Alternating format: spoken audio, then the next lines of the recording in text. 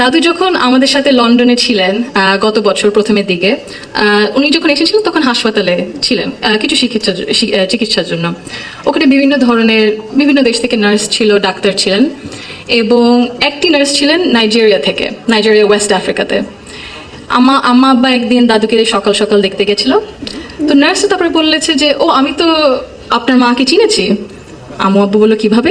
আপনার মাই প্রথম elected prime minister বাংলাদেশের না? আম্মু আব্বু তো অবাক, হ্যাঁ আপনি কিভাবে জানেন? তো নার্স তারপরে বললো যে, আপনাদের যে উনি যে এত কিছু করেছেন এই মেয়েদের শিক্ষার জন্য, specially primary education, food for education, cash for education, এগুলো আমাদের সরকার ওই 35-30 বছর আগে দেখে ইমপ্লিমেন্ট করেছিল। আর ওই কারণে লক্ষ লক্ষ মেয়েরা গ্রাম অঞ্চলে, ওদের দেশে গ্রাম অঞ্চলে বিভিন্ন জায়গায় সদরে এখনো শিক্ষা পাচ্ছে, অন্তত প্রাইমারি এডুকেশন লেভেলে। সো ভাবলাম একটু শেয়ার যদি করি, এখানেই করবো আপনাদের সাথে। My earliest understanding of women's roles in society came from my family, as it does for most of us. Long before we encounter policies or laws or institutions, our homes become our first classrooms. They teach us what is possible, what is acceptable, and what is expected. In my home, certain things were never questioned. It was never questioned whether a woman could pursue an exemplary medical career while raising a family. It was never questioned whether a woman could build a nationwide social welfare organization on her own merit. It was never questioned whether a woman was fit to lead, to command authority in a room full of men. And it was never questioned whether the men in our lives would stand alongside the women in their lives as equals. My mother continued to excel professionally as a cardiologist in government hospitals, often in patriarchal settings, because she had encouragement and support at home to balance both career and family. In 1979, my Nanu, Saida Iqbal Mandbanu, began using her own home to open a free elementary school for vulnerable and disadvantaged children.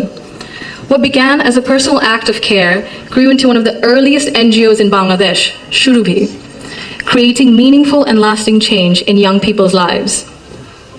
The belief that women's dignity must be recognized both privately and publicly was also reflected in my grandparents' lives and leadership beyond our family. My grandfather, President Zia Rahman, understood that development was incomplete if women were excluded. He saw women as capable contributors at home, at work, and in public life. And that belief carried into the choices he made as a leader.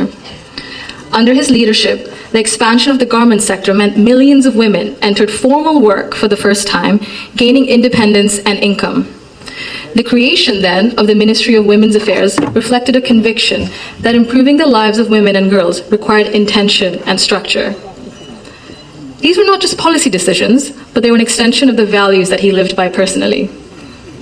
That foundation was carried forward by my grandmother, Begum Khaleda Zia, who understood the transformative power of education that gave women voice, choice, and confidence. Under her leadership, girls' education was treated as a right, not a privilege. Free secondary schooling, alongside programs such as Food for Education, Cash for Education, helped to keep millions of girls in schools and change the course of families across the country. I was privileged to grow up surrounded by exceptional women, confident, capable, and accomplished.